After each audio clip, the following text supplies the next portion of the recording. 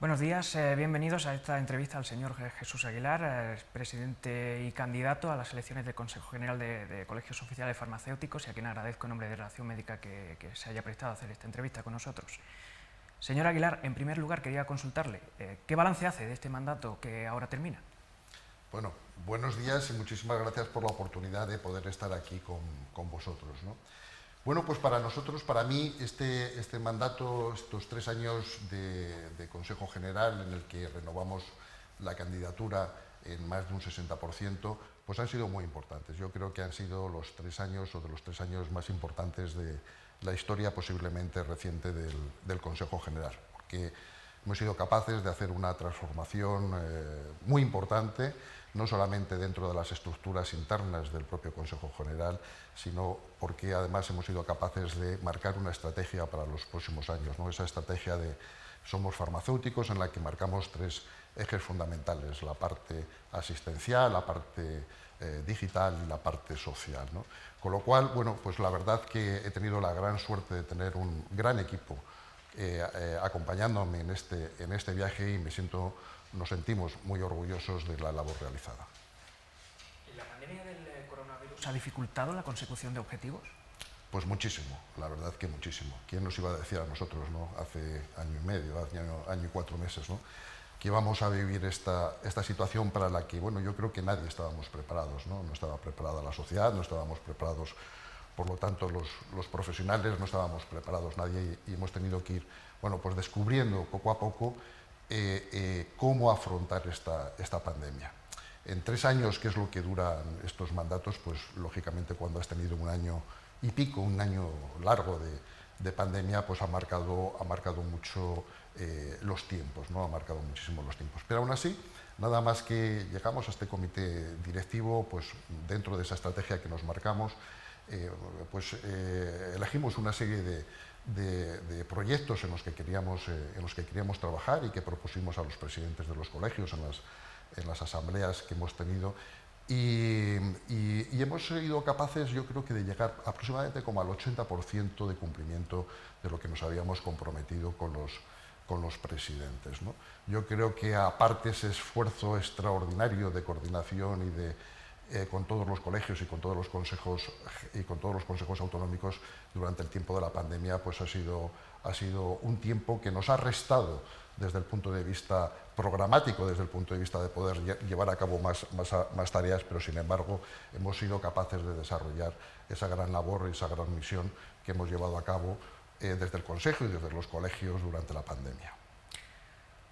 ¿Cuáles cree que deben ser las prioridades del Consejo para esta nueva etapa que se inicia tras las elecciones? ¿Hacia dónde debe dirigirse?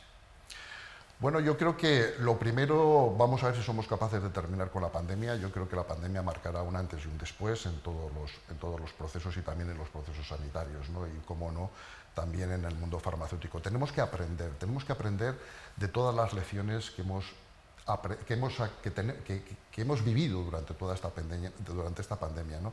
Pero tenemos que aprender en positivo, tenemos que ser capaces de pensar un poco las partes positivas en las que hemos podido desarrollar nuestra función, las partes negativas, y a partir de ese momento, pues yo creo que lo que tenemos es que impulsar nuevas vías de comunicación y nuevas vías de trabajo con las administraciones, ¿no? Porque realmente durante todo este tiempo de la pandemia después de todas las propuestas que hicimos al Ministerio de Sanidad y a las comunidades autónomas, pues hemos visto esa diferente manera de actuar, ¿no?, a través de las comunidades autónomas. Realmente creo que hemos tenido un proceso sanitario complicado, pero un proceso también sanitario con una gran inequidad entre las comunidades autónomas, y donde, a partir de las mismas normativas y de los mismos acuerdos, se han hecho cosas muy distintas en las comunidades autónomas, ¿no? Precisamente quería consultarle, en el documento con las líneas maestras de su actuación para el próximo mandato se habla de esa cogobernanza con los diferentes consejos autonómicos. Esto se engloba dentro de un marco de la creación de unos nuevos estatutos. ¿Hasta qué punto es necesario esa creación de nuevos estatutos y qué es lo que implica? Bueno, son fundamentales, ¿no? Son absolutamente fundamentales. Estos nuevos estatutos ya lo acordamos, llevar a cabo estos nuevos estatutos en el mes de diciembre en la Asamblea de Presidentes, que todos los presidentes por unanimidad decidieron que los que teníamos eran unos estatutos que, bueno, pues no eran los estatutos que hacían falta ahora a la profesión, ¿no? Desde el borrador de hace 11 años hasta estos momentos, pues la sociedad ha cambiado mucho y también la farmacia, como es lógico, ¿no? La farmacia, como a mí me gusta siempre decir, ¿no? Esta actividad profesional que lleva 800 años de ejercicio, pues vamos cambiando en base también y adaptándonos en base a los ciudadanos y a las necesidades de los ciudadanos. Yo creo que en estos momentos la sociedad necesita unos estatutos que no tenían nada que ver con esos estatutos que yo creo que bien decidido en diciembre anulamos. Y ahí adquirimos un compromiso. Ya en ese momento, antes de las elecciones, adquirimos un compromiso el comité ejecutivo, el comité directivo que está en la actualidad, y fue el de ser capaces de presentar a los presidentes de los colegios unos nuevos estatutos en este primer semestre. Realmente ya hay cosas avanzadas, ahora queremos tener crear un grupo de presidentes, un minigrupo de presidentes para que lo puedan trabajar, ya el texto que está preparado, y a partir de ahí mandárselo a los colegios y poder tener todas las reflexiones de cada uno de los colegios y poder en este año terminar y tener esos estatutos de la profesión que sean estatutos adecuados a las necesidades de estos momentos. En línea con lo que dice, ¿implica también esto una revisión de las vocalías? Pero sin ninguna duda, pero ¿cómo no va a requerir? O sea, es que es fundamental, es absolutamente fundamental. Yo creo que hay que revisar todas las vocalías.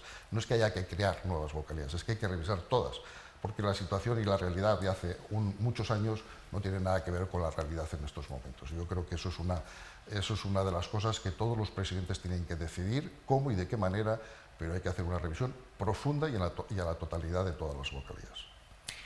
En ese documento se hace también hincapié en que, aunque el nivel de buen gobierno y de transparencia cumple con los estándares en este pasado mandato, sí es necesario un mayor compromiso en este ámbito.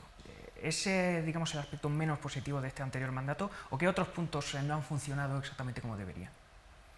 Bueno, yo creo que mire, a mí me parece que siempre hay temas que son importantes. Aquí lo importante es trabajar, tener un equipo como el que hemos tenido, que ha sido capaz de llevar a cabo muchísimos proyectos.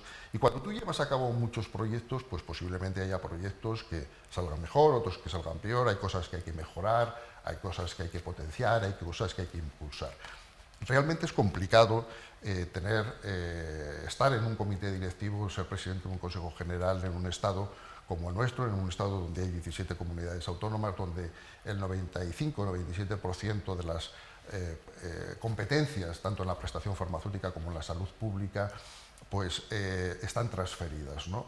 Porque al final el Consejo General queda en esa posición de coordinador, ¿no? De coordinador de las distintas acciones. Y usted sabe muy bien que, bueno, para coordinar tiene que haber dos elementos, por una parte el coordinador y por otra parte aquella persona que se deje coordinar, ¿no? Esta es un poco la dificultad que tenemos nosotros como Consejo, que no es distinta a la dificultad que se tiene también como país, ¿no? Por eso, para nosotros es muy importante, y por eso lo hemos incluido dentro de este programa, la cogobernanza, ¿no? Porque tenemos que dar todavía mayor fuerza a ese nivel de interlocución con las comunidades autónomas y con los colegios profesionales.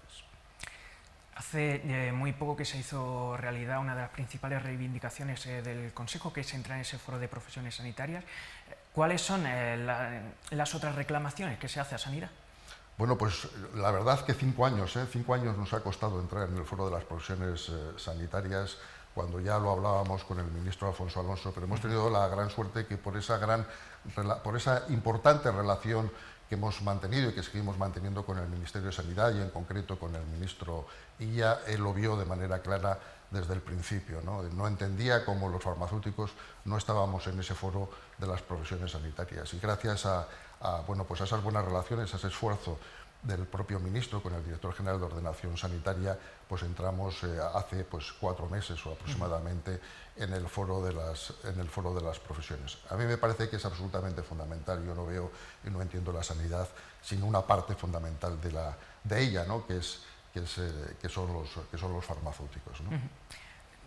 Le pregunta cuáles son las otras reclamaciones que se hace para esta nueva etapa. Bien, yo creo que ahora lo que tenemos que hacer también es, entre todos los presidentes, hacer una valoración de hacia dónde queremos ir en nuestra profesión. Para ello estamos elaborando y estamos trabajando pues, en un nuevo documento que lo estamos haciendo de la mano de una serie de expertos importantes de la sanidad, ¿no? Expertos que han estado, ministros, directores generales, secretarios generales que han estado en la administración, tanto en las administraciones autonómicas como en las administraciones del Estado, ¿no? Y estamos manteniendo reuniones con todos los presidentes, con las sociedades científicas, con los pacientes, ¿no? Para ver cuál es el camino y cuál es la vía por donde debe transcurrir la próxima hoja de ruta de la farmacia. Yo creo que hay un tema que es fundamental, que veremos cómo sale, si hay acuerdo entre todos los presidentes, que es el de los servicios profesionales farmacéuticos asistenciales. De hecho, ya se han ganado unas sentencias muy importantes en la Comunidad Valenciana, donde de manera clara y de manera notoria se dice que estos servicios profesionales farmacéuticos asistenciales son demandados por los ciudadanos, son importantes para el sistema y son absolutamente entran dentro de nuestras competencias. Y yo creo que ahí es donde tenemos que ir desarrollando estas funciones, ¿no? Y para ello, pues lo que estamos haciendo es llevar de la, ¿cómo le diría? Pues de la investigación y del mundo académico, todos estos servicios profesionales en los que hemos estado de manera permanente y constante trabajando, pues al mundo de la realidad. Y ahora lo que estamos haciendo y las reivindicaciones que haremos a partir de ahora, lo que estamos intentando hacer es, bueno, pues tener estas plataformas en cada uno de los colegios profesionales. Ya llevamos 33, me parece que son en la actualidad, en la que ya todo lo que es mi farmacia asistencial y lo que son la plataforma asistencial van a estar puestas y disponibles para los colegiados, porque tenemos que dejar de hacer un trabajo individual en cada una de las oficinas de farmacia, de las farmacias comunitarias. Lo que tenemos que hacer es integrar a todas las farmacias comunitarias. Y este es uno de los grandes esfuerzos que hemos estado llevando durante estos 3 años, solo 3 años, y que espero que en estos 3 próximos años seamos capaces de ponerlo en funcionamiento, porque creo que es bueno para los ciudadanos, es bueno para los farmacéuticos y es bueno para el Sistema Nacional de Salud. La pandemia del coronavirus ha ubicado al sector de la farmacia como uno de los pilares en esa lucha contra el virus. ¿Cuáles fueron, diría usted, los momentos más difíciles? Ha habido tantos, pero yo creo que al principio el primer mes fue tremendo, ¿eh? El primer mes donde todos, bueno, intentábamos, ¿no? Que pedíamos, ¿no? Nosotros hemos pedido solamente a las administraciones una cosa, que es que nos protegiesen. No fue posible, no hubo manera. Y el resto de las cosas que hemos hecho ha sido ofrecer a la red de farmacias, ofrecer a los 50.000 farmacéuticos de las farmacias comunitarias, ofrecer a los farmacéuticos hospitalarios, ofrecer a los farmacéuticos de los sistemas de salud pública. Porque creo que es difícil encontrar una profesión donde las distintas áreas profesionales hayan intervenido tanto como los farmacéuticos, ¿no? Los de la industria trabajando los sábados y los domingos las 24 horas, los de la distribución farmacéutica haciendo llegar esos medicamentos, los de la farmacia hospitalaria, los compañeros de los análisis clínicos, que nadie sabe, ¿no? Pero el 51% de las personas, de los profesionales que hacen los análisis son farmacéuticos, ¿eh? Pues todos estos compañeros, los farmacéuticos de la oficina de farmacia, o sea, yo creo que nos ha pegado de golpe, ¿no? Por decirlo de alguna manera, a todo el sector farmacéutico, a todos los compañeros. Y yo creo que esos primeros días fueron tremendos porque nos teníamos que hacer con protocolos para hacer las mejores, esa mejor atención a los ciudadanos. Mira, tú piensas que en el primer mes, solo en el primer mes, cuando todo el país estábamos encerrados en nuestras casas, confinados, visitaron las oficinas de farmacia 30 millones de personas. 30 millones de personas en el primer mes. Y en ese primer mes, los ciudadanos no solamente requerían de los farmacéuticos su medicamento, requerían mucho más. requerían un consejo, requerían unas palabras, requerían pues una gestión de ese miedo, de esa preocupación por parte de los ciudadanos. Veíamos noticias de cada tipo, ¿no? De distintos tipos, ¿no? de los medios de comunicación, que al final pues muchas veces creaba más incertidumbres que certidumbres, ¿no? a los ciudadanos. Y el único sitio donde podían acudir era la farmacia, y ahí siempre tenían al farmacéutico, ¿no? Ahí siempre tenían a su farmacéutico de referencia para poderles preguntar y para poderles solucionar sus problemas. Y esto en el mundo de las ciudades, no te quiero contar nada en el mundo, en el mundo fuera de las capitales de provincia, ¿no? En la que pues dejaron de hacer visitas los médicos, las enfermeras, lógicamente, ¿no? Y sí que único referente eran los farmacéuticos. Yo creo que ahí asistimos también a una ayuda muy importante al sistema público, porque creo que a través de las oficinas de farmacia pues, ahorramos esos colapsos, ¿no? en los sistemas públicos de salud, y creo que tuvimos un papel absolutamente ejemplar, ¿no? Las encuestas que hemos hecho posteriores, ¿no? para los ciudadanos así lo dicen, ¿no? Hay veces que nos dan hasta un poco de vergüenza, ¿no? Enseñar esas encuestas donde un poco a la búlgara el 98% de los ciudadanos pues, han visto ese gran papel, ¿no? de la farmacia, ¿no? Los medios de comunicación, pues qué decir, habéis estado ahí 100% siempre también poniendo en valor la farmacia, y ha sido también unos momentos pues, en los que nosotros nos hemos visto pues, gratamente apoyados, ¿no? Las administraciones, bueno, esto ha sido esto son palabras mayores, ¿no? Yo creo que ha habido mucho por mejorar, no solamente con los farmacéuticos, no solamente con la farmacia, sino con el resto de los profesionales sanitarios, ¿no? Yo espero y me gustaría que si sacamos conclusiones de esta crisis, esa sea una de las primeras, que solamente la suma de todos los esfuerzos hace que las cosas vayan mejor y que, pues que se puedan combatir de mejor manera, ¿no? Como bien dice, el papel de la farmacia, del farmacéutico, se ha consolidado más si cabe tras la pandemia como un aliado estratégico del ciudadano. Quería consultarle, ¿cómo ha logrado la botica estar cada vez más cerca del ciudadano de a pie? Bueno, realmente nosotros siempre hemos estado muy cercanos, muy cercanos al ciudadano. Nosotros antes de la crisis oíamos pues todos estos temas, ¿no? De la humanización, nos hacíamos una reflexión interna, ¿no? La humanización de la sanidad. Creo que nunca la hemos perdido. Nosotros en ese trabajo diario, ¿no? con estos ciudadanos de nuestros barrios, de nuestros pueblos, de nuestras ciudades, nunca hemos perdido esa humanización. Es que a nosotros nos parece que es tremendo perder la humanización de la sanidad.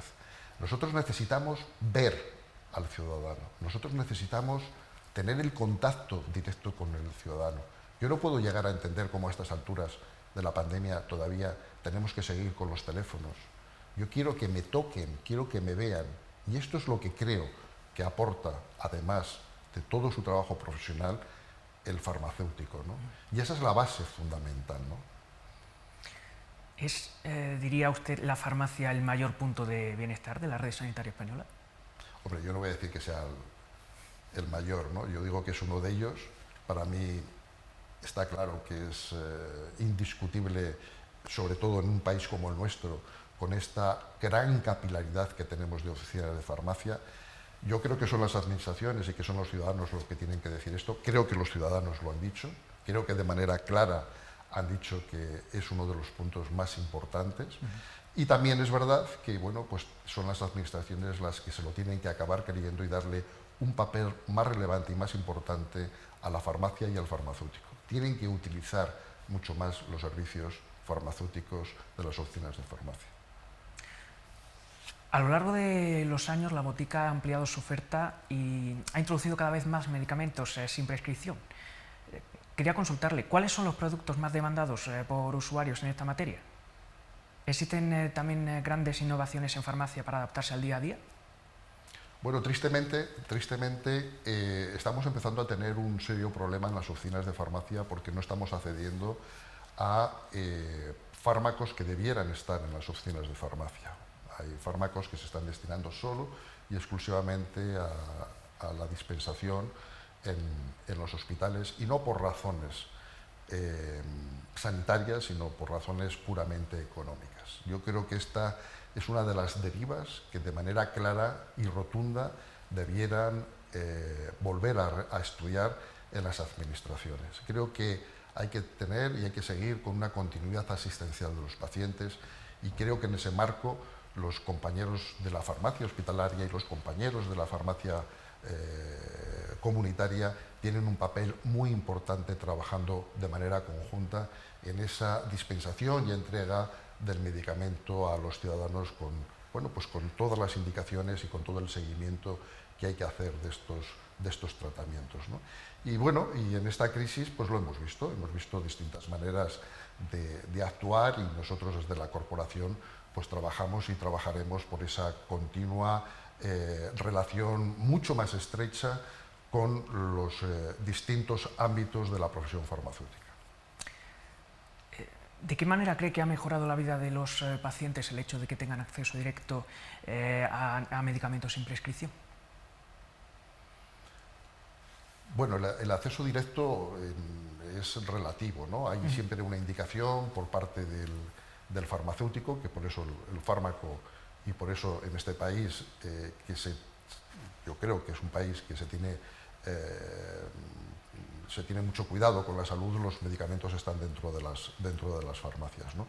Y por eso el papel que tiene el farmacéutico, que es un papel pues, importante en todo lo que es la indicación de un medicamento que no tiene prescripción médica, ¿no? Pero no tenemos que olvidar, porque al final una de las cosas que ha servido esta crisis es para no banalizar a los medicamentos, cosa que nos estaba empezando a pasar. No podemos banalizar los medicamentos. Esos medicamentos que son sin receta también son drogas, ¿eh? O sea, nosotros cuando estudiamos en nuestra licenciatura, en nuestro grado, los medicamentos, todos los medicamentos, independientemente de la indicación que sea con o sea sin receta médica, no son bienes de consumo, son medicamentos, y como tales hay que tratarles y tiene que tener detrás un consejo farmacéutico. Por lo tanto, bueno, ahí el papel, ¿no?, de ese farmacéutico, fundamentalmente del farmacéutico comunitario, que ayuda también al propio sistema pues, a evitar pues, muchísimas consultas que para casos pues, leves puede atender el propio farmacéutico. Viene también al hilo de lo que comentaba antes. Al final se convierte el farmacéutico en un elemento importante para aconsejar sobre el medicamento. Claro, sin ningún tipo de duda. Al final el farmacéutico es el experto en el medicamento, y como experto en el medicamento es el que mejor conoce ese medicamento, ¿no? Entonces, yo creo que esto es fundamental. En la Ley de Sanidad española, mira que ya tiene años nuestra Ley de Sanidad, pues hay unas claras indicaciones de quién prescribe, de quién dispensa los medicamentos, quién indica los medicamentos, y yo creo que esto es bueno para los pacientes, ¿no? Es bueno para los pacientes y es bueno, como te decía antes, también para el propio Sistema Nacional de Salud. Pues Jesús Aguilar, presidente y candidato de nuevo a la presidencia del Consejo General de Colegios Oficiales Farmacéuticos, de nuevo muchas gracias por atendernos. Muchísimas gracias a vosotros y a vuestra disposición.